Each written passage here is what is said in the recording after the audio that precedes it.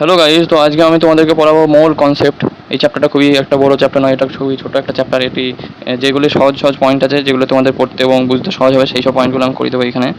তো এখানে আমি শুরু করবো এবং এটাতে যেসব পয়েন্টগুলো আমি পড়াবো সেগুলো একটু মানে ইংলিশে লেখা থাকবে, যার বাংলা অর্থ মানে এখানে দেওয়া থাকবে না। তোমরা কোথাও অন্য জায়গা থেকে খুঁজে নেবে। আর কিছু কিছু যেগুলো আমার জানা আছে সেগুলো আমি বলে দেবো, কারণ আমি ইংলিশেই পড়েছি এগুলো। তো ঠিক আছে, এখন আমরা শুরু করছি।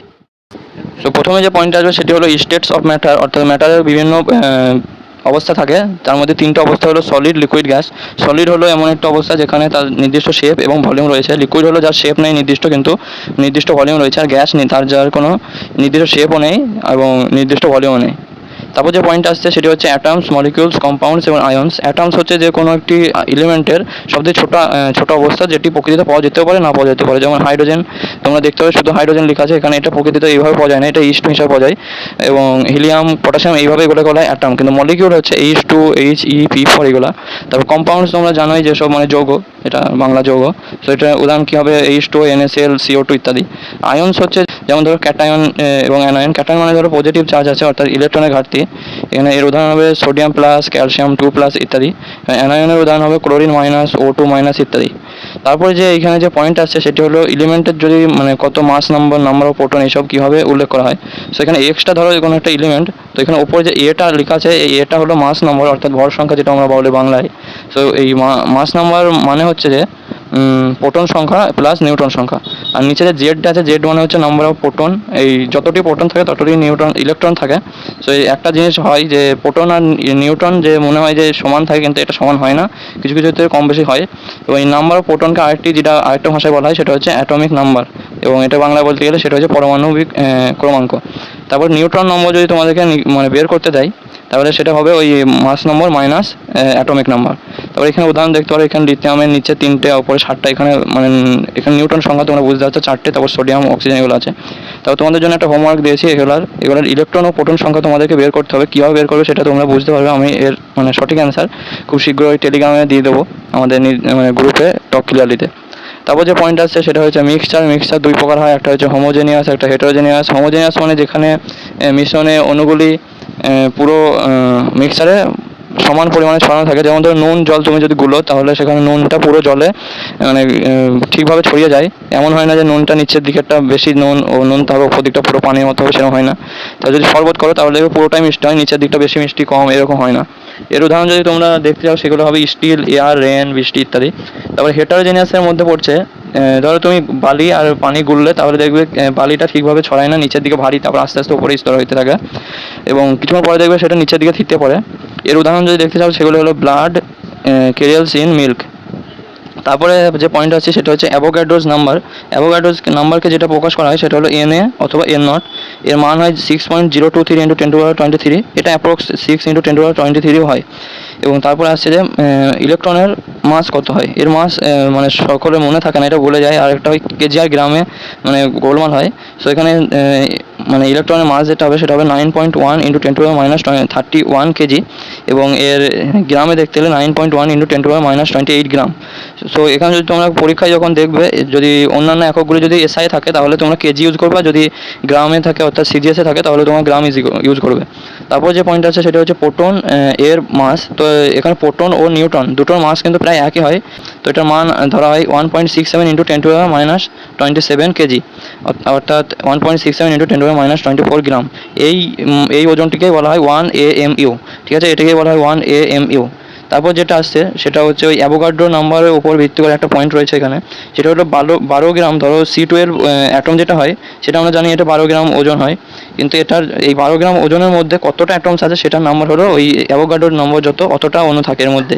তাহলে ওই শুধুমাত্র C12-তে একটা অণু থাকে না, এতে ওই 6.023 × 10⁻23 এতটা অ্যাটম থাকে। তারপর যদি তোমরা 2 গ্রাম হাইড্রোজেন H2 মলিকিউল দেখতে চাও তাহলে তাতে Na মলিকিউলস থাকে। তারপর 4 গ্রাম He+2 আয়ন্স যদি দেখতে চাও তাহলে Na আয়ন্স থাকে এর মধ্যে। তারপর যে পয়েন্ট আছে সেটা হচ্ছে মোল অর্থাৎ N এর মান কীভাবে আমরা বের করবো। ধরো পরীক্ষায় দেওয়া থাকলো 36 গ্রাম জল, 36 গ্রাম H2, তাহলে এটা আমরা এর মোল সংখ্যা কীভাবে বের করবো। তো মোল সংখ্যা আমরা বের করতে গেলে এটাকে এর GMM অর্থাৎ এর মানে মোলার যতটা ওজন হয় মানে জলের যত ওজন হয় তোমরা জানো 18 গ্রাম হয়। সো এটা দিয়ে ভাগ করে দিতে হবে, যত হবে তত, অর্থাৎ 36/18 = 2, দুটি মোল হবে। তারপর পার্টিকেলস বাই এন এ, যদি পার্টিকেলস দেওয়া থাকে, ধরো দেওয়া থাকলো 12.023 × 10⁻23, তো সেটা বুঝে নিতে হবে যে এন এ 2 এন এ আছে এখানে ওপরে, এন এর সংখ্যক হয় যেহেতু 6.023, অর্থাৎ এর ডবল রয়েছে বলে এটা 2 মোল, এভাবে দেওয়া থাকে। আবার যদি দেওয়া থাকে ধরো 44.8 লিটার, তাহলে তোমাদেরকে সেটা বুঝতে হবে 2 মোল, অর্থাৎ ভলিউম ওপরে লিখে দেবে, নিচে সেটা হবে 22.4 লিটার। তো এগুলো মানে ছোটোবেলাকার জিনিস, এগুলো সহজ, মূল কনসেপ্টটা এইভাবে মানে বেসিক জিনিসগুলো শেখানো হয়েছে। তারপরে যেটা আছে সেটা হচ্ছে আইডিয়াল গ্যাস ইকুয়েশন, যেটা তোমরা 8-এ 10-এ অথবা 9-এ কোনো একটা ক্লাসে পড়েছো, আমি ভুলে গেছি। তো এখানে যে সূত্রটি, এটা হলো পিভি = এনআরটি, এটি মানে সকলের ঠোঁটে লেগে আছে এখন বলা চলে। সো এটা আরেও বলে দিই, এটা হলো পিভি = এনআরটি। এখানে টি অর্থাৎ টেম্পারেচারটাকে আমাদেরকে কেলভিনে রাখতে হয়, এবং প্রেশার, পি মানে প্রেশার, ভলিউম মানে ভি, এবং এন মানে মোল, আর মানে তোমরা জানো ইউনিভার্সাল গ্যাস কনস্ট্যান্ট। তো আর এর মান বিভিন্ন কোয়েশ্চেনের ক্ষেত্রে বিভিন্ন প্রকার হয়। এখানে আর এর মান দেখো 3টে আমি দিয়েছি, R = 0.082 litre ATM kelvin inverse mole inverse. তারপরে আছে R = 8.314 joule kelvin inverse mole inverse. তারপরে আছে আর, এটা approx 2 calorie kelvin inverse mole inverse. সেগুলো দেখবে কোয়েশ্চেনে যদি যেসব এককগুলো ইউজ হয়েছে সেই হিসাবে তোমরা ইউজ করবে। তারপরে আমরা একটা ছোটোবেলা থেকে জানি যে ঘনত্ব অর্থাৎ ডেনসিটি = মাস বাই ভলিউম, এবং এর যে সূত্রটি এটি পরীক্ষায় মানে দেখা যায়, যেটি হলো ডি = PM/RT। পি হলো প্রেশার, এম হলো যে মোলার মাস যেটা হয়ে থাকে, যেরকম জলের মোলার মাস হলো 18, আর নিচে আর মানে ওই গ্যাস ধ্রুবকটা, আর তারপরে হচ্ছে টি মানে টেম্পারেচার। তারপর ভেপার ডেনসিটি বাংলাটা আমার ঠিক মনে পড়ছে না, বাংলাটা তোমরা একবার দেখে নেবে। এবং ভেপার ডেনসিটি ধরো তোমাকে বললো যে জলের ভেপার ডেনসিটি কত হবে, মানে এই স্টোর, তো এর যেটা হবে সেটা হবে যে এই 18 গ্রাম = 2 × ভেপার ডেন্সিটি, অর্থাৎ ভেপার ডেন্সিটি হবে 9। সো এইভাবে কোয়েশ্চেন থাকে কিছু কিছু সময়। তারপরে মানে এই মোল কনসেপ্টের কোয়েশ্চেনগুলো একটু এতটা মানে এইভাবে মানে বেসিকটা শেখানোর জন্যই করা, এই চ্যাপ্টারটা দেওয়া হয়েছে, সেখানে অতটা কোয়েশ্চেন হার্ড হয় না। তারপর আইসোটোপস মানে হচ্ছে যাদের প্রোটন সংখ্যা একই, অর্থাৎ জেড একই, কিন্তু এ ভর সংখ্যা আলাদা। যেমন দেখতে পারো H11, H12, H31, এগুলো যেগুলো আছে, এগুলো মানে ওই H21 যেটা আছে না, ওটাকে বলা হয় ডিউট্রন, আর H31 এটাকে টেট্রন বলা হয়, এটাকে ডিউট্রন নয়, টেট্রন। আর 21টাকে বলা হয় ডিউট্রন। তারপরে এরকম অনেক উদাহরণ রয়েছে। তারপরে আইসোবার্স যেটা আছে, এর এ সেম হয়, অর্থাৎ ভর সংখ্যা একই, এবং জেড অর্থাৎ প্রোটন সংখ্যা আলাদা হয়, অর্থাৎ এইভাবে দেখো উদাহরণ দেওয়া রয়েছে একটা। তো আইসোটোন যাদের নিউট্রন সংখ্যা একই হয়, অর্থাৎ প্রোটন সংখ্যা আলাদা, নিউট্রন সংখ্যা একই হয়, যেমন এই উদাহরণ দেওয়া আছে C14-16 এবং O16-8। আইসো ইলেকট্রন যেটা মানে ধরো কোনো একটা মলিকুল দিয়ে দিলো, সেটার মধ্যে দুটো মলিকুলে একই সংখ্যক ইলেকট্রন থাকবে। ধরতে পারো তোমরা অক্সিজেনে আমরা জানি 8টা ইলেকট্রন থাকে, অক্সিজেন যেটা ও মানে অ্যাটম হয় সেখানে 8টা ইলেকট্রন থাকে, আর নাইট্রোজেনের 7টা থাকে। এবং এবার আমরা যদি ওইটাকে নাইট্রোজেনটাকে যদি n- করে দিই, তাহলে একটা ইলেকট্রন বেড়ে যাবে, তাহলে এরা দুইজন আইসো ইলেকট্রনিক হয়ে যাবে। তারপর যে পয়েন্ট আসছে সেটা হচ্ছে average molar mass of mixture. ধরো তোমাকে একটা মিক্সচার দেওয়া হলো, তো অনেক কিছুই রয়েছে, H2O, ধরো জল, এখানে একটা আমি উদাহরণ দিয়েছি, ও এবং সি। ও এর ধরো তিনটে অণু আছে, এবং কার্বনের ধরো একটা অণু আছে, তাহলে সেগুলো এদের ভর কিন্তু আলাদা হয়, কিন্তু এদের ভর সংখ্যা যদি মানে ভর যদি আমি যোগ করি, এভারেজ মোলার মাস = হবে 3 × 16 + 1 × 12, অর্থাৎ 60 গ্রাম। এটাকে 4 দিয়ে ভাগ করলে মানে প্রত্যেক মোলে অ্যাভারেজ ধরা গেলে 15 গ্রাম করে ধরা যেতে পারে, যে প্রত্যেক মোল মানে প্রত্যেক অণু 15 গ্রাম করে হতে পারে, এইভাবে ধরা যেতে পারে। অর্থাৎ এটাকে বের করতে গেলে তোমাকে পুরো ওজন বের করতে হবে, পুরো মাস, তারপরে যতটা মোল আছে সেটাকে ভাগ করে দিতে হবে। তারপর স্টয়চিওমেট্রিক কোএফিসিয়েন্ট যেটা থাকে, সেটা হচ্ছে ধরো এই যে তোমাদেরকে একটা রিয়াকশন উদাহরণ দেওয়া হয়েছে, এখানে এ এর সঙ্গে যে এক্সটা রয়েছে, এই এক্সটি হলো এ এর স্টয়চিওমেট্রিক কোএফিসিয়েন্ট। তারপর বি এর সঙ্গে ওয়াই রয়েছে, বি এর ক্ষেত্রে ওয়াই হচ্ছে SC, তারপরে সি এর ক্ষেত্রেও জেড। তারপর লিমিটিং রিয়েজেন্টের জিনিসটা তোমাদেরকে একটু সহজ করে বোঝা আগে। ধরো তোমাকে একটা বার্গার তৈরি করতে দেওয়া হলো, তাহলে তোমাদেরকে 2টি রুটির দরকার পড়বে, 2টি ব্রেড, আর ভিতরে ধরো একটা আমি চিজের জন্য শুধুমাত্র চিজই দিলাম ধরো, তাহলে 1টি চিজ লাগবে এবং 2টি ব্রেড লাগবে। তাহলে তোমাকে যদি আমি 4টি ব্রেড দিই এবং 1টি চিজ দিই, তাহলে তুমি শুধুমাত্র 1টি বার্গার তৈরি করতে পারবে, 2টি পারবে না, কারণ তোমার কাছে 1টি চিজের কম পড়বে। এবার তুমি যদি বুদ্ধি লাগাইতে যাও যে চিজটাকে 2 কুচি করবো, সেটা আমি করতে বলছি না তোমাকে, এখানে তোমাদেরকে ওই মানে তাহলে তোমার এই যে আরেকটি বার্গার তৈরি হলো না, সেটা কারণ হচ্ছে ওই চিজটি। তো এখানে ওই চিজটি হবে লিমিটিং রিয়েজেন্ট। তো এখানে তোমাদেরকে একটা রিয়াকশন দেখানো হয়েছে 3H2 + N2, এটা থেকে তৈরি হয়েছে 2NH3। তো এখানে যদি তোমাদেরকে দেওয়া হলো 6টা H2 দেওয়া হলো, কিন্তু 1টি N2 দেওয়া হলো, তাহলে তোমাদের সেখানে N2 সংখ্যা কম পড়ার জন্য এই 2টি NH3 তৈরি হবে, 4টে হবে না। সো এখানে N2 হবে লিমিটিং রিয়েজেন্ট। এটি একটু কঠিন ব্যাপার, তোমরা আগে দিয়ে আবার দেখতে পারো, এটা বিষয়টা ভালো করে ক্লিয়ার করে নিতে পারো। তো ব্যালেন্সিংয়ের যে রুল কটা এখানে আমি দিয়েছি, এই রুল কটা তোমরা ভালোভাবে দেখে নাও। এই যে নোটগুলো রয়েছে আমি তোমাদেরকে এগুলো টেলিগ্রামে দিয়ে দেবো, টেলিগ্রাম থেকে তোমরা ভালোভাবে জুম করে ভালোভাবে PDF থেকে দেখে নেবে ভালো করে, সেখানে তোমরা দেখতে মানে সুবিধা হবে। এখন ভিডিওতে এতটা বড় করে তো দেখা যাচ্ছে না, তোমরা সেখানে বুঝতে হবে।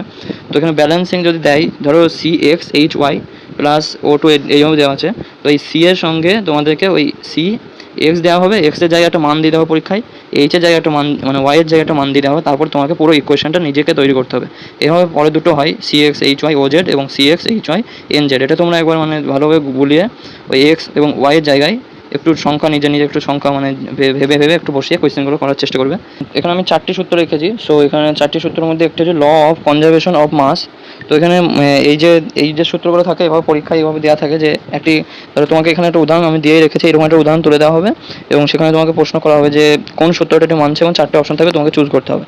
সো এখানে এই ল অফ কনজারভেশন অফ মাসের যে সূত্রটা এটি হচ্ছে, ধরো রিয়াক্টেন্টে তুমি 6 গ্রাম, মোট ধরো 6 গ্রাম, এখানে A এর ওজন 1 গ্রাম, B এর ওজন 5 গ্রাম, মোট 6 গ্রাম তুমি রিয়াক্টেন্ট ইউজ করলে, কিন্তু সেগুলি যে প্রোডাক্ট তৈরি হবে সেটি ওই 6 গ্রামই থাকবে, তার কমবেও না বাড়বেও না, অর্থাৎ একই থাকবে।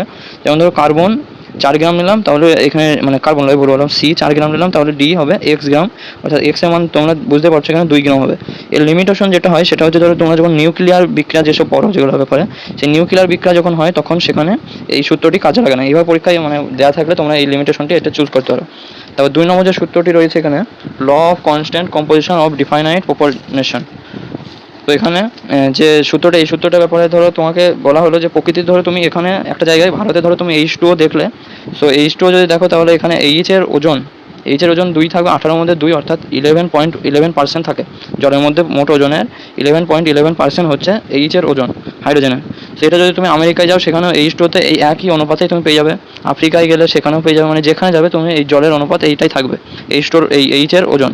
সো এটার কিছু লিমিটেশন রয়েছে। একটি লিমিটেশন হলো যে তুমি যখন আইসোটোপ দেখবে, অর্থাৎ আইসোটোপ H এর আরেকটি আইসোটোপ হয় যেটিকে বলা হয় ডিউট্রন। সো এই D2O যেটাকে ভারী জল বলে আমরা জানি, এটি খুব একটা ভালো প্রশ্ন, কমন। D2O এটাকে ভারী জল বলা হয়। সো এই ভারী জল এটি কিন্তু তুমি যদি অন্য জায়গায় যাও তাহলে এই ভারী জলের সঙ্গে এই H2ওর অনুপাত করতে গেলে এটা কিন্তু মিলে না, এটা একটা মানে এর লিমিটেশন দেখা যায়। তারপর যে 3 নম্বর যে সূত্রটি সেটা হলো লস অফ মাল্টিপল প্রপোর্শন। তো এটি হচ্ছে যে ধরো H2O এবং H2O2 দেওয়া হলো, তাহলে এই H2Oতে যে ওটা আছে এবং H2O2তে যে O2টা আছে, এখানে এদের ওজনের অনুপাত কিন্তু মানে একটা সিম্পল রেশিও হয়, কোনো পয়েন্টে এসব হয় না। এখানে দেখতে পাচ্ছি যে H2Oতে O এর ওজন 8 এবং H2O2তে O2-র ওজন হচ্ছে 16 গ্রাম, অর্থাৎ এটি সিম্পল যে রেশিওটা আসছে সেটা হচ্ছে 1.2। ঠিক আছে, তারপরে এর যে কী বলে ওটাকে লিমিটেশন যেটা রয়েছে সেটি হচ্ছে যে এটি মানে কোনো অর্গানিক কম্পাউন্ড যেগুলো আছে সেগুলোতে কিছু কিছু ক্ষেত্রে এটি কাজে লাগে না। যেমন একটু উদাহরণ দেওয়া যেতে পারে বিউটেন এবং পেন্টেন। তারপরে এটি 2 নম্বর লিমিটেশন হলো নন স্টয়চিওমেট্রিক কম্পাউন্ড যেগুলো আছে তাদের ক্ষেত্রে এটি কাজে লাগে না, কারণ হচ্ছে অক্সিডেশন স্টেট তাদের বিভিন্ন প্রকার হয়। উদাহরণ দেওয়া যেতে পারে Fe0.93 এবং O1। তারপর যে পয়েন্টটি রয়েছে এখানে গে-লুসাক্স ল অফ গ্যাসিয়াস ভলিউম, এই সূত্রটা আমার মানে খাতায় লেখা আছে কিন্তু এটা মানে ঠিকভাবে এক্সপ্লেন করা নেই, সো আমি এটা বুঝতে পারিনি যে এটা কী। তোমরা এটি গুগল থেকে অথবা ইউটিউব থেকে দেখে নিও। তারপর যে পয়েন্টটি রয়েছে অ্যাভোগাড্রোস ল। অ্যাভোগাড্রোস ল বলতে এখানে বোঝানো হয়েছে যে অ্যাভোগাড্রোস যে লটা সেটাতে বলা হয়েছে যে একটি নির্দিষ্ট টেম্পারেচার এবং প্রেশার, মানে টেম্পারেচার এবং প্রেশারকে কনস্ট্যান্ট রাখা হলে মানে কোনো দুটি কন্টেনারে রাখা দুটি গ্যাসের ভলিউম তার মোল নাম্বারের উপর নির্ভর করবে। ধরো একটি গ্যাসে 2 মোল অক্সিজেন রয়েছে, আরেকটি কন্টেনারে 1 মোল অক্সিজেন রয়েছে, তাহলে এদের ভলিউমের অনুপাত ওইভাবে 2:1 হিসাবেই হয়ে যাবে। তারপর যে পয়েন্ট আসছে সেটি হলো মলিকিউলার ফর্মুলা ও এম্পিরিক্যাল ফর্মুলা। এটি নিয়ে খুব ভালো প্রশ্ন আসে এবং এটি খুবই একটি সহজ একটা টপিক এবং এটাই মানে প্রশ্ন আসে খুব একটা ভালোই। সো এটা ধরো মলিকিউলার ফর্মুলা যেটা আমরা বড়োভাবে লিখে থাকি H2O CO2, গ্লুকোজের জন্য আমরা লিখে থাকি C6H12O6। তো এর জন্য এম্পিরিক্যাল ফর্মুলা অর্থাৎ সহজভাবে লিখতে গেলে মানে ছোটোভাবে লিখতে গেলে আমরা এটাকে লিখতে পারি CH2O। ঠিক আছে, তাহলে এই C6H12O6 এটা হলো মলিকিউলার ফর্মুলা, আর এম্পিরিক্যাল মানে ছোটো আকার অর্থাৎ CH2 এবং H2O। তো আমি যদি তোমাকে বলি CO2 এর এম্পিরিক্যাল ফর্মুলা লিখতে, তাহলে সেটি ওই CO2 থেকে যাবে, ওর ছোটো আর হবে না। তারপর H2O লিখতে হলে H2টা এম্পিরিক্যাল ফর্মুলা হয়ে যাবে। তাহলে এই পয়েন্টগুলোই আমি তোমাদের জন্য রেডি করেছিলাম। এগুলো মানে ইজি পয়েন্ট ছিল এবং 2-1টা কঠিন পয়েন্ট ছিল যেগুলি মানে খুব বেশি সময় কনজিউম করবে তোমাদের বোঝার জন্য, এবং আমি বোঝাতে হয়তো একটু ভুল হয়ে যেতে পারে, সেই জন্য আমি সেই দুটো পয়েন্ট সরিয়ে রেখেছি। পরবর্তীকালে হয় সময় পেলে তোমাদেরকে বলে দেবো, অর্থাৎ সেই পয়েন্টগুলো আমি তোমাদেরকে টেলিগ্রামে মানে বলে দেবো যে এই পয়েন্টগুলো আমি ছেড়েছি। তো ঠিক আছে, মানে খুব একটা কি দুটো আমি পয়েন্ট ছেড়েছি। আর যেটা আমি বলে রাখলাম যে ওই গিয়ে-লুসাখ ল যেটা বললাম, ওটা তোমরা অন্য জায়গা থেকে দেখে নিও, ওটা মানে বেশ একটা ইম্পর্টেন্ট ল। ঠিক আছে, তাহলে দেখা হচ্ছে পরের ভিডিওয়। আমার মনে হয় যে তোমরা এই ভিডিওটি দেখে বেশ ভালোই উপকৃত হয়েছো। যদি এটাতে মানে আমি তো নতুনভাবে পড়ানো শুরু করেছি, সো যদি তোমাদের মনে হয় যে কোনো ইমপ্রুভমেন্টের দরকার পড়ে, তাহলে তোমরা আমাকে টেলিগ্রামে বলে দিও, সেখান থেকে আমি মানে কিছু জিনিস শিখে নেবো এবং পরে আবার পরবর্তীতে মানে তোমাদের কাছে কন্টেন্টগুলো দেবো, সেগুলো আরও সুন্দর হবে। ঠিক আছে, তাহলে দেখা হচ্ছে পরের ভিডিওয়। Thanks for watching.